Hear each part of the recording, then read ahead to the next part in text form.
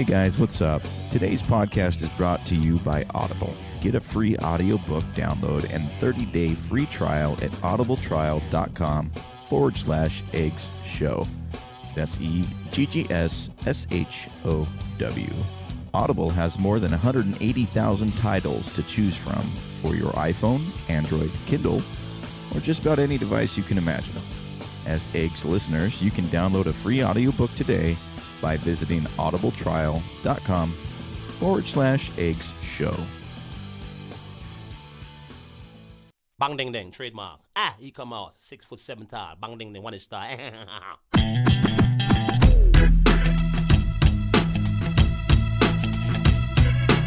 dong ding dong ding dong ding dong ding dong ding dong ding.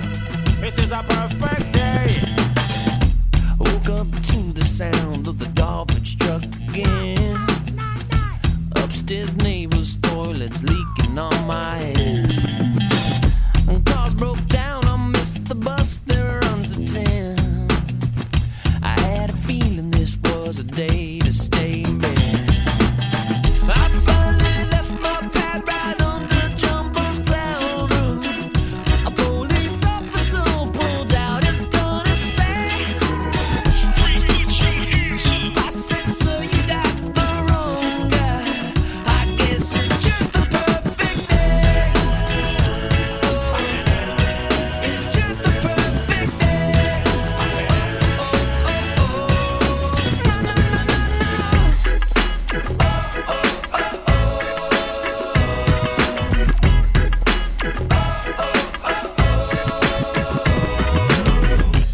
Hey everybody, welcome to another episode of Eggs. This is actually the first show that Mike and I have done solo in 2019, so we thought it'd be fun to catch up on what's been going on since before the holidays and sort of talk about things to come. Lots going on right now. We're actually going to finally air the Rico episode from Ease Up. Yeah, so we'll get into that a little bit more. We've also got an exciting article launch, which is something that we've never done before, so that'll take a little background. But first, before we get heavy into that stuff, let's just catch up. So, Mike, what'd you do for the holidays? I vaguely recall you doing some traveling. I didn't do anything. I literally babysat dogs for 2 weeks. Well, Including my dog, by the way. Actually, okay, I take it back. I did go to Houston, and I saw the family for 2 days, but it seemed like it was more of 2 days in the airport instead of 2 days with family, because travel was a nightmare getting down there, and travel was a nightmare even worse coming back. We had like a delay for 2 or 3 hours before we could get on the flight. Then they kept us in the plane for a half hour, just like they always do. Yeah, and then usual travel fun. Coming back, it was like you get back to Salt Lake, and there was no snow when I left, and it was Armageddon when I got back. It was ridiculous. Carmageddon. Yeah, really. Yeah, no, our family went up to Idaho for the holidays like we normally do. We're from there originally. We're, of course, in Salt Lake now, but we go back every year for the holidays. We have kind of a fun Christmas tradition, and it's probably one of the things I look most forward to each season, which is the Christmas Eve dinner at my in-laws' place. Well, that's actually cool. You should expound on that. Yeah, it's kind of a cool thing. Basically, what we've done, and we've been doing for years now, God, I don't even know how long. Basically, each year we do a drawing. Everybody puts a country name into a hat, and after everybody contributes their name, we draw one, and the winner, we make that country's food for Christmas that year. You should just randomly do a oddball like Nigeria or something. Well, Zanzibar. The problem is though you have to accept whatever it is they make, right? So if you choose to go to Zimbabwe or whatever, you might get rice and crickets or something. I don't know what they eat in Zimbabwe, but you've got to be prepared to eat something kind of loco if that's what you're going to do. And so, but we've done Japan, England, India, some South American countries. I think we did Brazil once. We did a bunch of these things. And this year's was Denmark. So that was kind of interesting because the Danish and the Dutch, my people, are not really known for their divine plain cuisine. food. Yeah, everything's pretty plain. But we did do an amazing pork belly, and it was to die for, and it turned out to be a really awesome meal, like it always does. Everybody does a really good job with it. So, but yeah, we've had sushi and tandoori chicken and all kinds of stuff for Christmas. Well, isn't pork belly kind of like a hack? You made it work when... Well, pork belly is what they serve, but and for anybody that hasn't had it, it's basically like really fatty bacon. Yeah. But yeah, my brother-in-law is like amazing chef, and he helped make our pork belly just shine so that it wasn't as bland as the traditional. Many of the recipes I saw for the meal, and I wish I could pronounce it, it's some crazy Danish word. So many of the recipes I saw just said throw the bacon into a like a countertop one of those little ovens, like not even like a real like a oven, just oven? like a toaster oven, yeah, and just crisp it up in the toaster oven and then throw it on the plate with some parsley gravy and some potatoes and stuff. So we dressed it up a little bit. Was it good? Oh God, it was amazing.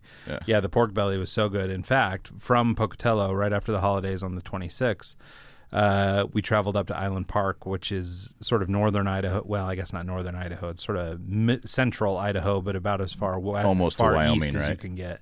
Yeah, and Up by it's- Jackson. Yeah, and it's right next to the Yellowstone. So it's about 20 minutes from Yellowstone National Park. And so that was fun. Basically, another tradition that we started in our family a few years ago is this concept of buying memories instead of presents. And so we started investing. Love it. Yeah, so we started investing more heavily in experiences and things to do together versus buying just a shitload of presents. But you still bought a shitload of presents. Well, not as much as we do. We limit it, like with our boys, we do like 3 from us, 3 from Santa, and then whatever they get from everyone else. That's cool. And so try and keep the money down. Last year we took the kids to Disneyland, so that was kind of a big one.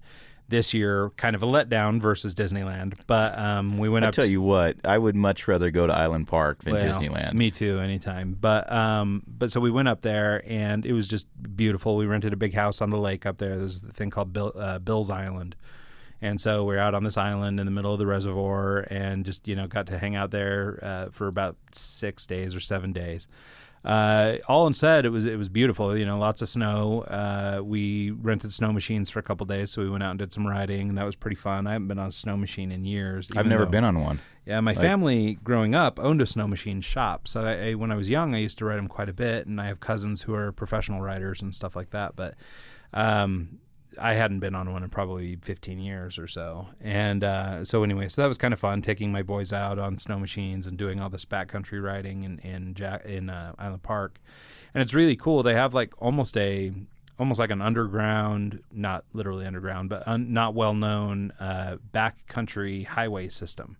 So it's basically the national park trail system, but they go in, they're groomed trails, all this stuff, but it's all off the beaten path. Like if you're just driving down the highway, you wouldn't even know it existed. But meanwhile, behind the trees, there's this whole ecosystem of snow machines cruising around and stuff. And Did you get drunk and chase any elk? No, I wish. In no fact, we bison? didn't see a single animal the whole time we were there. What? Yeah, I was kind of let down. So, but probably the star feature of that is we took the snow machines up one of these back trails, and I wish I could remember the name of the place. It's like something Meadow, Elk Meadow Cafe or something. And there's this little restaurant up in BFE, up on the backside of a mountain, deep in the snow, only accessible by snow machine. But you go out there, and at any given time, there's 150 snow machines or 200 up there. That's pretty cool, actually. And people stop, and it's just a greasy spoon, burgers and fries and stuff. But it's just the concept of having a restaurant in the middle of nowhere like that's pretty cool. Yeah, really cool. And yeah, you can only get to it by snow machine and stuff. So it was pretty cool. And so all that was really fun. Then, I guess the worst part of the whole trip was the day we were leaving. Not just because it was the end of vacation, but also we had a storm roll in, and it got down to negative 30 degrees. And I don't know if I've ever been in that cold a temperature before. You know how you know if it's below zero? Huh. Your nose hairs freeze. Oh. That's the instant That's it's the like key. the zero mark is when you can tell. Yeah. Anyway, so it got really, really cold. It took a lot of work to get the car started and all this stuff. Actually, ultimately, I think it fried my battery, which led to some problems this past weekend that we you think can that was talk it? about briefly. Well, the problem was it caused an error. It said that my battery wasn't charging correctly and all this stuff. And then after a few days, the error went away. And so I just assumed we were okay, just like it maybe got shocked by the cold or something. And so, but in an unrelated story, coming home from Vegas this last weekend, the car broke down on the side of the highway, and we sat out in the storm of the century for 3 hours waiting for a tow truck, and ultimately Why is it always? I think it's you and I both that whenever we're like got an hour or more drive during the wintertime, it's like big middle finger to us, it's the worst. And it just dumps. Like last Thursday, going home back to Pocatello, I literally had to drive on the rumble strip for half going over Mlad Pass because I couldn't see the road. Yeah, it was such whiteout conditions. It was well, horrible. and that's the thing. Yeah, I mean, literally to be able to see what's going on is impossible. And that was the thing. This was like the biggest storm of the year. Just happened to be the weekend that I had gone to Vegas, and it was it was brutal. Yeah. Anyway, so lots of recent travel. Island Park was great. Holidays were good. Glad to be back and swinging it, in the office again. The first couple episodes we ran this year here on Eggs actually were recorded last year at the end of the year. But we pre-gamed a few so that we could get through the holiday season and stuff like that. And so anyway, I was kind of excited today to sit down with Mike and get caught back up, just because we haven't done anything. It feels in like it's person been for a while. month. Yeah. Well, and I guess technically it has been. Yeah.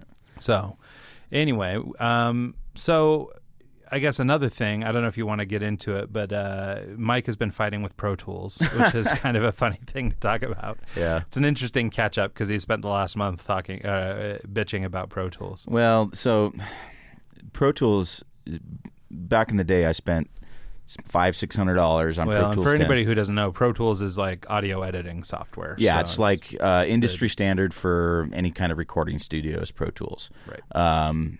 It's any type of audio editing with video, anything like that, Pro Tools.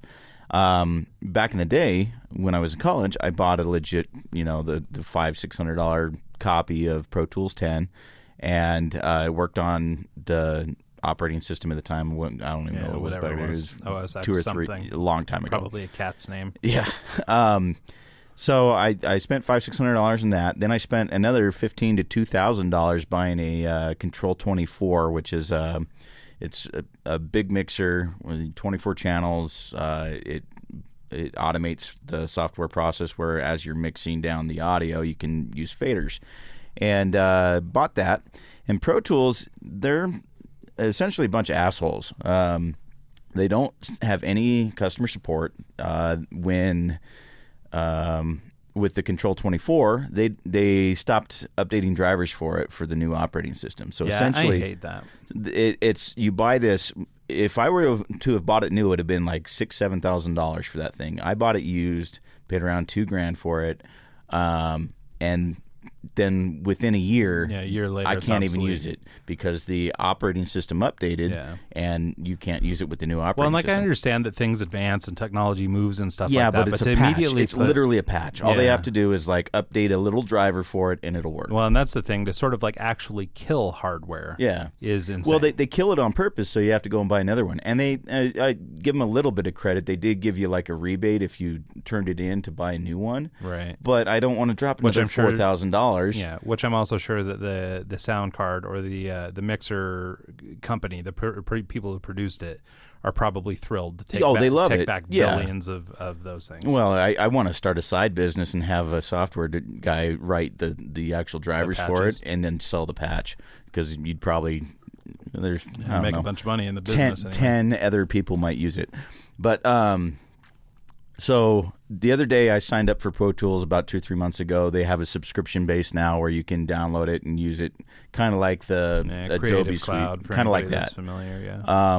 But it's like $35 a month, and I'm already paying for the Creative Cloud, so it's like I use Audition or I use Pro Tools. The project I was working on worked better with Pro Tools. I was recording a band, and it's designed for recording bands and stuff. So I downloaded it, and my laptop died.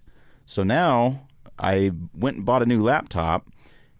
Pro Tools doesn't work on Mojave, and Mojave comes installed on the brand new laptop I bought, so I can't use it. So I go to cancel my subscription. Then they come and tell me, oh, hey, you signed up for a year contract. You can't cancel. Right. They didn't mention that. If they did, it was in the fine print. Yeah, purposefully tiny, I'm Yeah. sure. So now they're telling me I have to keep paying for the remainder of the year on software that it doesn't even work on Mojave. So I'm a little pissed. I wrote a nice long email to them. hope it goes viral, and they realize that their customer support is lacking. So Avid and Pro Tools, get your shit together. Yeah. Suck it, fellas. Yeah. Unless you're interested in sponsoring the show. Yeah, if you want to sponsor the show, I'll go right back and use it, and you're good to go. But yeah, I actually love my little Avid sound. to be honest, I love Pro awesome. Tools. It's my favorite. Like as far as DAWs go, it's my favorite out of all of them. Audition, Logic, Ableton. I love Pro Tools, but your customer service is shit, and I'm done getting run through the ringers. It's horrible. Yeah, so. I feel you. Well, anyway, with that, sorry, Mike just wanted to vent. He Yeah. had to say I that feel stuff so much publicly. better. I'm like 20 pounds lighter. It's great. Yeah, I mean, you guys don't realize, but this show is actually largely therapy for Yeah. us. So one of the big exciting things that actually happened last year, but it's going to come out now, is... Two of them, actually. Yeah, we've got sort of two fun updates. So first thing, this has been sort of kicking around for a little bit. Back in October, we met a guy by way of Egg Show alumni, Melinda Livesey. Melinda introduced us to a guy named Zack Chmeis. I hope I'm saying that correctly. I do believe you did. Zack, I think, if I remember everything right, is a Swedish guy, but he called us from Dubai to do an interview, to be on Eggs, back in October. He was going to be launching a new product. He has a company called Straight Method, and he was launching a new product called Typophobia, which is basically a deck of information on typography and how to overcome typophobia. He had done another project called Pre-Align with Melinda Livesey, who we talked about if you listen to that episode, or if you go back and catch it, she'll talk a little bit about Pre-Align. And anyway, so she had made this introduction for us to do this interview. We had Zack on the phone over our former software solution for long-distance podcasting, which was Zencastr. And basically the audio was just unusable. Basically, it was such a poor recording. There were so many breaks in the data and things like that the recording was just absolutely useless. I actually went through and I tried to, get like a 10-minute thing that we could use as a clip, but I couldn't find 10 minutes where it was clean. Yeah, it was just useless. And I mean, we give Zencastr a bad rap because we had several bad experiences near the end of using them. I mean, the dude was in Dubai, so I will lend some credence to the thought that maybe there was a lot of things in between. We did it before with... we did it from Spain, from we did the it from UK, England. all over the place. Yeah, I we mean, used Zencastr everywhere. But, yeah, it was just a bad situation for this one. So anyway, maybe there's something in between that broke it up, but whatever. We're blaming Zencastr. Yeah. And so we did this interview with him, and we got to know Zack, and unfortunately we weren't able to air the interview. So after much discussion and ballyhoo, Zack and Mike and I sort of had decided that we would take his interview and put it into a written form so that people could at least try and get something out of the interview. We had timed his interview launch to come out the week, or to basically be the official announcement of the new Typophobia product. And so unfortunately we weren't able to do that. Now here we are on January 19. It's been out since October. So well, and we were supposed better late than never. We published the article about a month ago, and it's up on the website.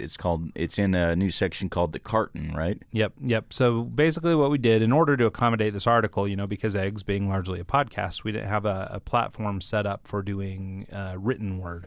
So what we opted to do, at least for now, and this might change down the road, is we created a thing we're calling the Carton. And the Carton is basically just going to be our blog / article writing platform / anytime we feel like we want to write something platform. We're using the website Medium presently as the host or the place where we're leaving these articles. And another thing, by the way, Medium has if you want to read this, you got to sign up for it. So and you get a couple a month for free. But I think you'll be fine if you go and check this out. If it does become a problem, though, please shoot us an email and whatever, let us know, because we want this article to be out there and available for people to read. And if you cannot get to it through Medium, or if you're being gated by their pay platform or whatever, don't pay for it unless you really love their service. Just email us, let us know, and we'll find another way to host it so you guys can see it for free. Yeah. There's way too many options out there for hosting articles. There's no reason you should have to pay. No reason to pay for read that. it. And the worst part is we're the contributors. All the people writing on Medium are putting their content out there, and they're gaining and they're being gated by this paywall. Anyways. which seems a little crazy to me anyway. So if that becomes a problem, do let us know. I like Medium. I like the software. I like the website. It's a really great place for writing. But yeah, I didn't become aware of this pay issue until I afterwards, started so. using them. I enjoyed their site, and I loved the articles. I would go and read 2 or 3 a day, and they're like, "Oh, you're reading a lot. Yeah, you you're need to reading pay too $6 a month now." Well, that's the problem. I mean, largely that's why I don't read. Yeah. But but anyway, so go check it out. The new feature is called the Carton. You can get there from Zencat or Zen. You can get there from eggscast.com, and in the top navigation, there's a button that says the Carton. Otherwise, you can just go right to bit.ly, so bit.ly/the-carton. And check out issue number 1, our very first article published on the Eggs Publishing Network with the interview with Zack Chmeis. Yeah. And so really cool. His website, by the way, is straightmethod.com. He will also be promoting the article, so if you check out his website or anything else, I'm sure he'll share some links, and we'll do the same. Yeah, so the second of the 2 kind of throwbacks is the interview with Rico from Ease Up. If you remember, we've talked about in the past, when we sat down with Johnny from OPM, Rico, I think, is at the very end of the first episode with him, and we actually had made it as its own episode. It's about a half hour long, and we're going to put that on the very end of this. Yeah. So basically, Rico Estrada is the singer, guitar player of a San Diego and LA based band called Ease Up. Ease Up is on M&O Records, which is Johnny from OPM's record label. And it's really good stuff. Like, yeah, really I cool. love their music. Yeah, it's kind of reggae rock kind of sound, which is it's Sublime-ish, my kind of vibes. Yeah, it sounds a little Sublime-y or Revolution or the Green or any of these kinds of reggae rocky kind of groups. Yep. Really good tunes. You're gonna like it. Rico was a real champ and came in when we did the interview with Johnny. It was funny because Johnny had to go pick up his kid in the middle of our interview, and he had invited Rico to come over and be interviewed for Eggs. And when that happened, Johnny split and actually left the house to go get his daughter while we sat and recorded Rico. And it was great because we didn't know anything about him. I'd never heard his music, never met the guy. He's like, "Hey, here's Rico." Yeah, so it's actually kind of an interesting interview because basically we didn't know him either. So we kind of are, you, the listener, and us, were getting to know him all at once. So anyway, it's really cool. So their self-titled album, Ease Up, is available now. It's been out a year or 2.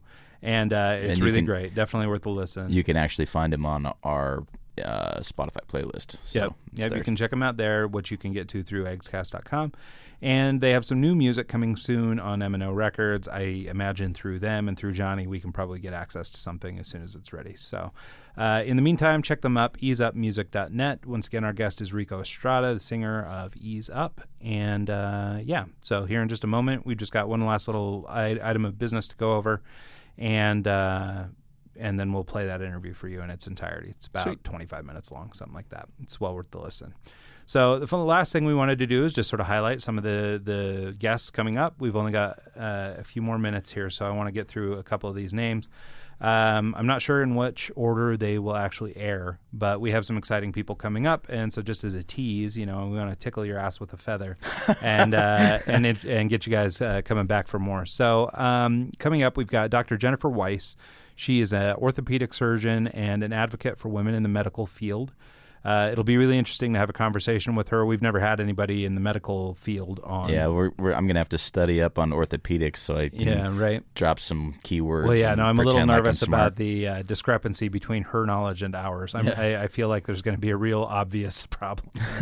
So, but anyway, she'll be great to talk to. She had reached out to us through the website, which is a great place to reach out to us. So anybody that wants to reach out to the show, do so that way. Second guest I want to talk about is Kelly McCausey. She is an entrepreneur and a successful owner of an online store, basically a 6-figure business that she's built from her home. She also does like private events and stuff like that. Yeah, private events, speaking, things like that. She's an advocate for women in business, and I think is going to be a very interesting conversation. So I'm looking forward to sharing that one with you. And then from the aforementioned introduction to Zack Chmeis, we were introduced to Macy Sarafi. Macy is the co-writer of the Typophobia product that they produced for, or that Zack produced for the Straight Method website. And Macy is a professor, business owner. She runs MSD Design, which is a design and strategy studio based in LA. She was the contributing author to the Typophobia thing, and she teaches typography at, I'm going to mess it up, it's either Cal State or UC Davis. I can't remember. One of them. Somebody with Google could tell you. So anyway, so we're really looking forward to that. So those are 3 great guests that we've got coming up. There's more coming that we're pretty excited to talk about and announce, and hopefully some cool things happening with the show that we'll be able to talk about in the next little bit. Yeah. So for now, stay tuned. Check out this great interview with Rico Estrada from the band Ease Up. And check out the article with Zack Chmeis over at the Carton. Yeah, we'll see you guys next week. Yep, have a good one. So, welcome to the show, Rico. What's up? What's up? Thank you. Thank you very much. So, tell us, I mean, we're basically starting at zero with you, man. So, let's get the whole story. Who are you? What do you do? My name is Rico. I sing, play guitar, kind of just all-around performer. So, and you've got a band on M&O, right? Is it? So, I got a band called Ease Up. We started about 2009. I started, me and just one other guy. I was doing most of the writing and stuff, and kind of just threw together a band. Been playing music ever since, a lot of original stuff. It started out kind of just playing covers, bar gigs and cover, 3-hour, 4-hour gigs and stuff. Sure, like just that, wherever you can get a little money. Yeah, I still do it. Still do it on the side. Likewise. Cool. Well, tell us a little bit about the band. Like, sort of, where did it come from? I guess you guys are based here in SoCal, despite the Puerto Rico hat. Yep. So you guys are from this area? So I'm born and raised Los Angeles. My mom's Puerto Rican. My dad's Mexican. But I was born and raised here in dinner LA. had to be amazing. Yeah, always. Especially when grandma came over. Oh yeah. Abuelita can always make the beans. They're so good with the beans. Exactly. So I started kind of, I've been a music lover my whole life. When I was a kid, singing and listening to all kinds of rock. And what would be like your influencers? So I will say my favorite band when I was growing up as a kid, like the first band I can consciously remember like buying records for was Queen. Oh, so okay. I would go to like whatever like sounds. There's a record store here in Westchester and called Soundsations, and I would go there and buy all their tapes that had Queen stuff that I didn't have. So I had all their tapes and would sing along to all those records. So that was probably the biggest one when I was like through middle school. And then I started getting into like punk rock. Okay. I got a lot into punk. I got a lot of my musical influences from my brother and one of my older cousins, and so they loved a lot of the more hardcore punk stuff, and I was listening more melodic because I had my Queen influences, so I go for a lot of the more melodic stuff. Yeah. So I jumped into like one of the my favorite bands were like basically NoFX, Okay. Rancid. And from Rancid is how I found Operation Ivy. And then that's how that kind of got me more into the ska stuff. And so then I, slowly moved into more punk rock, ska in high school. And then out of high school was all reggae. So I haven't heard any of your stuff. I'm not supposed to admit to that. You're supposed to be a super fan. Well, like I said, just to give people a little bit of background. So when I hit up Johnny about doing the show, I was like, well, hey, I know you work with musicians and stuff. I was like, maybe you've got some buddies or somebody you could bring on. We're trying to develop a backlog of shows and stuff, so we're like, let's just interview some musicians and stuff while we're set up, And so I think Johnny reached out to you about coming on. And so, it's a little bit sight unseen, so it's cool because it gives us an opportunity to learn basically everything about you. Yeah. But do forgive our naivety. No, not at all. It's all but good. By asking your influences, I was trying to figure out what your style and what type of music you play. Yeah. Is it kind of like a reggae-ish vibe? Yeah, so it started off more as a reggae project, but it was always kind of influenced by ska and by punk rock. Okay.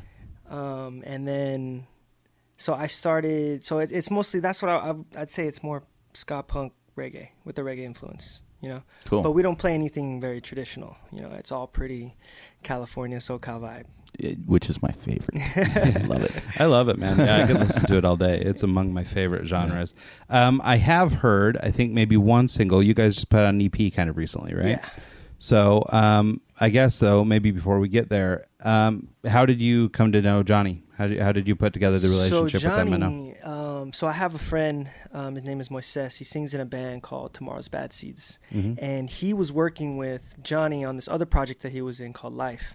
And so he was coming to the studio, and I don't live too far away. And so he hit me up one day when he was at the studio, and he's like, yo, I'm going over to this guy Johnny's house.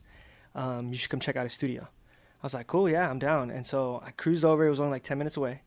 So I come over here, and then I meet Johnny, and then I realize, oh, this is Johnny from OPM. You're like, oh, okay. damn. I was like, yeah. You're like, hey, I know those guys. Yeah, I was like, oh, this is tight. Okay, so I just kind of just started hanging out. Just whenever Moises was here in the studio, I'd come over and kind of just kick it, and we just talk and whatever, He'd be doing recording, and then one day I got a call, and it was Johnny like, hey, I want to talk to you about possibly taking you on tour to UK. So this is probably, I've only known Johnny maybe a few months at this point, but I guess he was in a tight spot, and he was looking for somebody who was available, and I was fortunate that he called me. That's nice. awesome.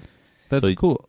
So go ahead. You went on tour with them, and then you come back and start working on an album and an EP. Did you have your group together and kind of split for a while to go on that short tour? Yeah. So I probably average like at least 100 shows a year with Ease Up. Okay. So at that, and probably back then it was more like 150 or 100. How long had the band been together? So like I said, the project that? started in 2009. Okay. So was this 2014 when we So went on 5-6 years. Yeah, and so we've been around for a while, and I was just like, yo, I'm gonna go on tour for a month, and he was like, all right, cool. Sweet. So we kind of just took some time off. Yeah. I went on tour with Johnny, and just from traveling all over Europe and stuff, you get to know somebody, So Yeah. And once we got back, I was like, I'd love to do more work with you. I love the studio; it's close by for me too, and we kind of just started talking. We're like, well, let's do a record, let's do a record deal. Let's sit down, let's put something down on paper, and then let's start recording. And so we've been recording with him ever since then. So that was like 2015. Have you only done one or two yeah, albums? so we just did a 3-song EP with him. It's called Return to Sender. We released it this past April, and that was the first thing that we put out. Like before then, we just life and shit and touring and everything. Well, it's hard for a band to get a good quality recording and get access to a studio like this. Right. Oh, absolutely. Without having that connection. Well, and Johnny's got a lot of experience in production. He's obviously worked in your genre, so Yeah. that helps to have those kind of that expertise around. Exactly. So one of the great things, I guess, for a band like yours coming out of Southern California is some of the, I guess, local influences, some of the bands you get to play with. Any favorites? Like I'm looking at a list here. I see some of my favorites, Expendables, Fishbone, and one of my longtime favorites, Pato Bantan. Oh, yeah. And you guys have had the opportunity to play with a lot of these guys. Do you have any fun stories or life on the road stories or anything? There's so many, it's been a while. Man, there's so many cool bands we've been touring with. Recently, we've been touring with Tunnel Vision. Those are some good friends based out of San Clemente. Some of the old ones, some of my favorites. So we were on tour with a band called Top Shelf. This is a band out of Ukiah, which is up in Northern California. Mm-hmm. And we were playing this backyard party in Santa Barbara and Isla Vista. And we're having a great time. We had a crazy night the night before. This is like the Saturday night show. Yeah. So it's even crazier this time. Yeah. Because we're, partying on top of partying. Sure. Yeah. And I've been there. So we have a We've been buddy. there. We have a good buddy with us. His name is Donnie. He used to play in a band called Stranger. And he's a trombone player. And he brings his super nice trombone that he's always had for years. And we've been partying. We pretty much partied all day till the sun was coming up. And I remember this guy, like right before I passed out, this guy leaves his trombone just on the porch. Like we're kind of in a little community, right? Yeah. No one thinks anything. Just leaves his trombone right there. We all pass out. Wake up the next morning, it's gone. Oh, no. He's pissed. Yeah, it's He's probably pissed. his baby, It's, Yeah. it's like This someone is like, stealing your I don't even know favorite how much guitar. it cost, but I'm Yeah. sure it was priceless to him, And he's pissed. And so my guitar player, Nate, he's trying to kind of console him. And he's like, man, well, we're all sitting on a porch talking about it kind of. He's like, man, well, if it's going to make you feel better, you can punch me in the face. And he kind of just says it just not thinking he was really going to do it. Like the way he said it, you could tell. But not even a second later, you just Boom. boom. And then, it didn't stumble him back or anything, but he was like not expecting it. Bro, come on. He was like, you know what? I was not expecting that, but I'm not gonna hit you back because I did ask for it. That's awesome.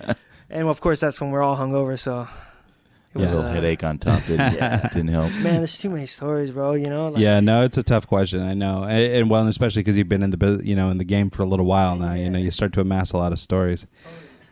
I just know, at least in my experience working with bands in Southern California, the bands that you get to work with are so top notch that versus maybe some other markets and stuff. Or at least, I mean, maybe I'm a little biased just because all my favorites come from down here.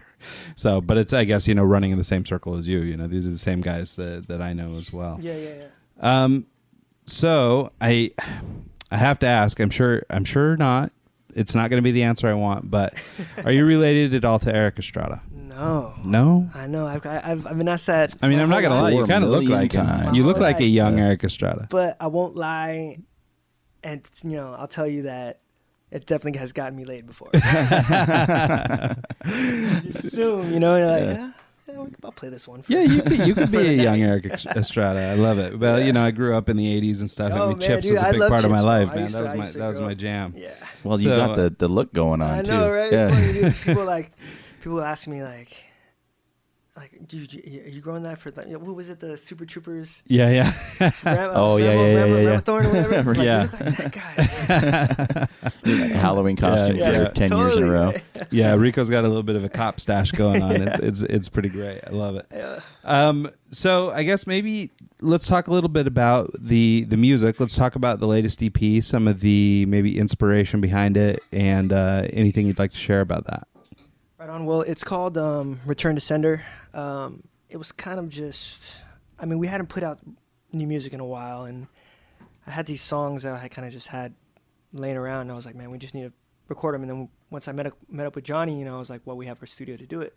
So, we demoed them for like a year, or like it took us like a year and a half to just demo it. Mm-hmm. And then and one of them we hadn't even like actually finished, but we just brought it in here, and we're just gonna get after it. We had these 2 songs, and they're more ska, more of that ska punk style that I'm trying to like kind of gear my music more towards. Before, like in the previous few EPs and the self-titled album, those were more kind of leaning on the reggae side. And I don't know, more recently I'm just kind of like, I always Get grew some up bounce love into it. Got to Yeah. bring those ska, horns in, man. Yeah. Yeah, so these, well, actually we don't have any horns on this record, but we have before. We used to have a couple horn players that played with us, but sometimes it's hard to pay for everyone. Yeah. So we've kept it to mostly a 4-piece. It's always kind of been that 4-piece, just two guitars, drums, bass. Yeah. But this one, we were like, well, we want to go a little heavier. So the title track, "Return to Sender," is definitely just a straight like ska punk style song. And it's kind of got to deal with missing people, missing things when everything's moving so fast around you. Yeah. You're missing time to like reconnect with somebody, or somebody from Just your past, live. or somebody that you're thinking about. Sometimes you think about them, you're like, oh man, remember that, and it's like, and then you just forget about it, and you forget to actually hit them up. And it was kind of this thing about trying to reconnect. Yeah. And then we had the second song on there is called "Turnaround," and it's another kind of ska punk song, and it's kind of just like a road touring kind of jam. Something I wrote when we were on tour with a band called Fortunate Youth. We did a cross country tour with them, and Oh, cool. at that time we took a keyboard player with us, and he's also really into punk rock and stuff like that. And we were kind of just threw around this idea of a turnaround, when you're on the highway. Mm-hmm. This is the place where you're supposed to go back the other way. And so You he helped missed me your kinda- exit in life, and you're Right. turning around. Yeah. But there's the things that you just don't turn around. That's Yeah. the part of the song, This, you just got to keep moving forward. There's no point in going back sometimes. Yeah. Very true. So so that's kind of that one. And then the third song on the EP is just actually kind of a version, is what we call it, of Return to Sender. So it's the same song, same lyrics, just different vibe. It's not ska, it's not punk. It's kind of laid back, chill, more like reggae stylish. Uh-huh. You know, Sort of a little back to the roots, kind of. Yeah, you know. So and kind of just stuck with those three. Like we had a couple other songs that we were working on, but we just wanted to get new music out. And I feel like nowadays, man, it's like to spend the time and the money to kind of to do a full album. Right now, I'd rather just put out singles. So Yeah. like we're currently working on a new one with. It's with kind of Johnny, like you know? what the market's going towards, anyways. Right, yeah. They're not, the album mentality is kind of left, in Right. my opinion, anyways. Yeah, and it's also like packaging it with other media, you know, and not just the sound. Yeah. So it's like that's something I'm trying to work on more now. Like I don't really have a lot of the video content that a lot of other bands have, and it's important, you know. And so we're trying to package them now with the video. So we're working on a video right now for the new EP. Hopefully we'll release that and then kind of tease. Off of that, we'll tease the new single that we're working on with Johnny. It's a good call. You know, and then just kind of keep doing that just on a single style, like release it with its own artwork, with its own video. And have you already done a shoot for the video, or is it still up not and yet. coming? We're actually working. We're scheduling the shoot coming up. We're going to be using one of our homies' studios, Grooveworks, over here in LA. Nice. I know towards- those guys. Yeah, and then just kind of for one of the scenes, you know. But like, yeah, I got a homie Nate that we're working with. That's gonna help us put out some stuff. You know, That's trying to put awesome. out some more content. Yeah, that's got to be a whole different world. We were Yeah. talking to a guy, Project 86, and Andrew Schwab. Mm-hmm. He said that was the thing he hated the most, was doing the shoots. Yeah. Like, he loves doing the music and loves doing all this stuff, but it gets kind of weird sometimes for him. Yeah, I don't have the eye for it either, you know? Yeah. Like, I mean, some people, like, can do it all, you know? And, like, or they have people who are looking out for them, you know? And, like, kind of we're all always doing our things by ourselves. But, you know, we have good people around us who, you know, try to keep us in the right direction as well. That's good. Yeah. So what's the future of V's Up look like? What are you guys doing from here? I mean, do we have summer tour coming up? Do we have anything No going on? tours coming on right now. I mean, we have shows here and there coming up. Mostly sticking around SoCal right now. We did a lot of touring over the last like 5 years, up and down the Cali coast, like the whole West Coast loop, pretty much. Mm-hmm. We did tours out to like Texas, like all throughout the U.S. Before that, and so we kind of slowed down on the touring, kind of, you know, had to deal with some other shit at the same time. Life happens. Yeah, you know. So not as much touring this year, but looking to do some tours. Hopefully, it's coming up in the next year or something. I kind of want to get some more content out there. Yeah. Like I said, you know, we only have one album out, you know. Right. But I want to get more content out and then go back out on the road eventually. I mean, I always have the itch for it. You know, you always want to go out. Yeah. Oh, there's something different between like spending hours and hours in a studio tracking, and then going out and actually playing it live and having the interaction with the crowd. Totally. It's a night and day experience. Yeah. So. Absolutely. Have you guys played music before? Do you guys play, or are you guys just avid listeners? And Yeah, I'm an avid listener and manager. Cool. I've managed a bunch of bands. I toured with OPM for a little while. A Sick. couple other bands, Mixed Mob, Cottonmouth Kings, some other Yeah. bands from Suburban Noise Land. Awesome. And so I'm just a big fan, and I never took advantage and learned music while I was on the road with musicians. But You're doing a lot of other important work. but I did though. buy a guitar. I think that's Hey, that's that's something, first right? step, you I've know? got about 6 chords, which, you know, I can play like one Sublime song, so There you that's go. kind of cool, right? I feel like that's most of the way.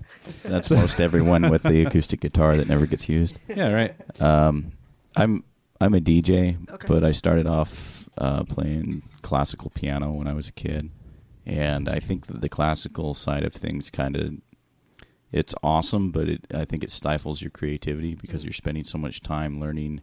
You know, you have the notes in front of you, and you have to learn the song, and you just play what's on the notes. Right. And I never really actually like jammed and worked with other artists, so that's foreign to me because I went from classical to being a DJ and playing other people's stuff, you know. Right. And so it's like the whole band experience or the whole performer experience is kind of different for me. Yeah. And so I'm kind of like Yeah. chasing an itch or something, I Yeah, guess. that's I don't know. interesting. No, yeah, because I don't really have any like musical theory background, you know. like- You just taught yourself? And well, just kind of playing around with the guitar, and then I had friends that would kind of just show me like, this is how you play a power chord. Yeah. And it's like you can play this over everywhere, and this is this is what this note is, and then you kind of just figure things out, from there. That's well, kind of and that's that style of music's based on power chords, isn't right, it? Yeah. For the most part, unless you're doing like a solo or a bass player would have which to know. I don't do. I don't solo, so I'm a rhythm guitar player. See, so well, that's not your role. You're you're the front man. There we go. So. There we go. Exactly. Yeah. So, but yeah, it's interesting, because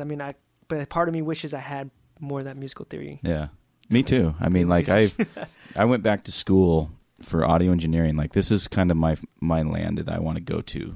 Like I want to have a studio similar to this someday. But while I was in school, they made you take piano classes, and I'm like, oh, this will be easy, So I went and busted out my sheet music, and the first time I sat down with the piano teacher, I was like, check this out, and she's like, okay, now play me a B flat scale, or whatever, whatever it is, like you have to know the scale. And I'm like, I don't know that shit. I have 4 sharps and I play 4 sharps. That's what I do, And so I actually had to go back and study theory, even though like physically or like my skill set, I could play the song, but I didn't know the theory behind it. And they made me go back and learn it, which was good. But even just reading music, man, that's a pretty good skill right there, Well, it's more like, okay, that's an E, that's an F, and I play this one faster because it's an A. Well, so you're front man, but do you also write for the band? Yeah, I do most of the writing. I usually like the writing process. I mean, it varies, but I usually come up with like a hook or have a verse in mind or something like that, and I'll always kind of just bring a chord progression to the band, and then I'll be like, all right, I have these 2 parts. Let's jam to it. Let's mess around. Jam on everything and then we'll else. sit there and just kind of work through. People are like, oh, let's do this right here. Let's try this. Let's put this drop out or whatever. And then we kind of just... So it becomes a little bit more collaborative once you get into the studio. Yeah, exactly. And depending on the producer too, like before when we used to work down at in Costa Mesa at 17th Street Studios with Louis Richards, and he would bring his own flavor and stuff into it too, and it was awesome, and then working here with Johnny, it's like you get another perspective. Well, that's something that I think is awesome, just going through the recording process with someone who's been in the industry for a long time. Yeah. How it elevates the band in general, and going in, learning, and then the little things that he'll do, and like coach him on this and do this. And then I just think it, the knowledge that a band gets just by going through the process is, that experience you can't beat it. Yeah, it's valuable for sure. And especially when you're working with some dope producers, it's like they drop knowledge on you all the time, and you just got to be there to soak it up. Yep. Yeah, I think that's the thing, right? Is being receptive to feedback. Not trying to assume you know everything. Right. I mean, dude, we know people who've been broken down at a recording studio because the producer wants a certain way, and they don't want to and put it they out just that like way. either can't or they just they think it should be a different way. That's got to be kind of a hard scenario too, just dealing with, he wants it like this, but I've had a friend who was a drummer, and he was for a small band kind of in Phoenix back in the day, and they went through a recording process, and in the process they brought in a studio drummer instead of letting him play on the track, and that kind of hurt his feelings a little bit. Yeah. But totally, and I can see both sides though. Yeah. It's like at the same time, it's you want the quality. It's a collaborative effort. Yeah. Whatever's going to sound the best is kind of what you're going for. And exactly. Sometimes people's feelings get hurt, egos get in the way, but it's got to. So what's next? What's you're doing that next? You're going to do a music we're doing, video. we're doing a video for the EP. Hopefully have that out. I don't know. These timetables. I'm not even going to put a date on it. Come on, we might hold you accountable to it, man. So we're working on that, and then we're working on a new single with Johnny that we're going to put out hopefully before the end of summer. Does it have a name? It's actually a cover. A cover. Yeah. So nice. We're working on the Tears for Fears song that was popularized by Gary Jules nice. called Mad World. That's nice. That'll be cool. Well, we're looking forward to seeing little reggae ska vibe on that. Should be good. Exactly. Cool. Well, Johnny is back. Ava is back. So let's wrap up with Rico.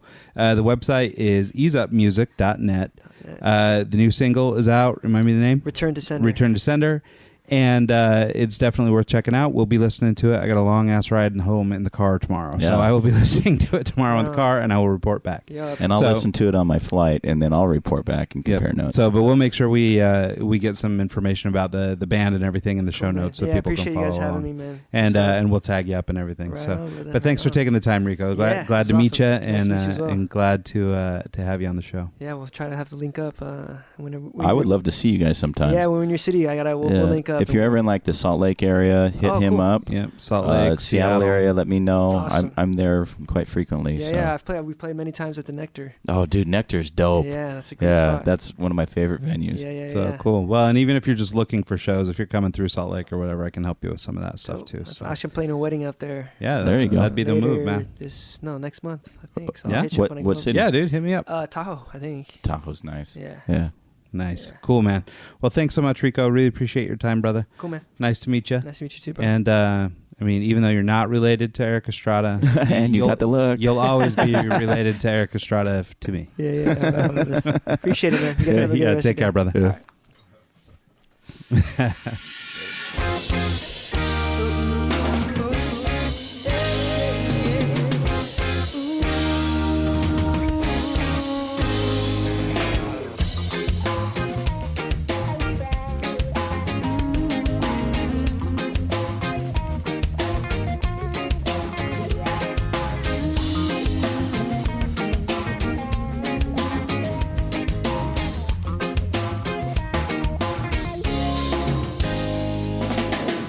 Can no one take away this moment right now? Under the moon and stars, we find time to unwind. See the smoke from the fire rise up in the air. Light another split with a bunch of smoke we disappear. Oh, there ain't no way, rather be anywhere but here. Let your head rest upon my chest as you listen to my heartbeat. Let you rest all your thoughts uncertain. Don't need for words when I can feel. When I'm with you, things could be a little easier with you. Toss like been by, but it moves so with you. Things could be a little easier with you. With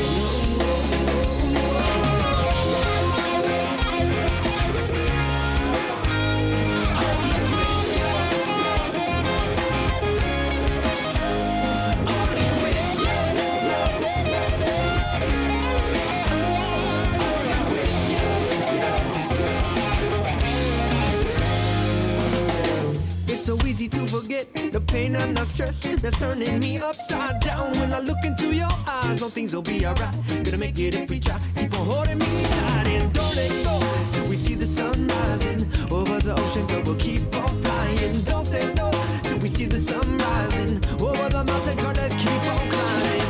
Let your head rest upon my chest as you listen to my heartbeat. Let you rest all your thoughts uncertain. No need for words when I can feel.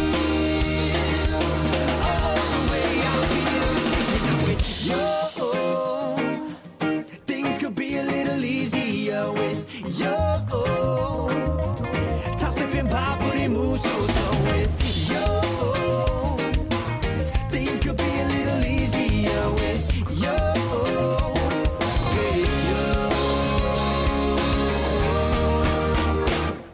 With you.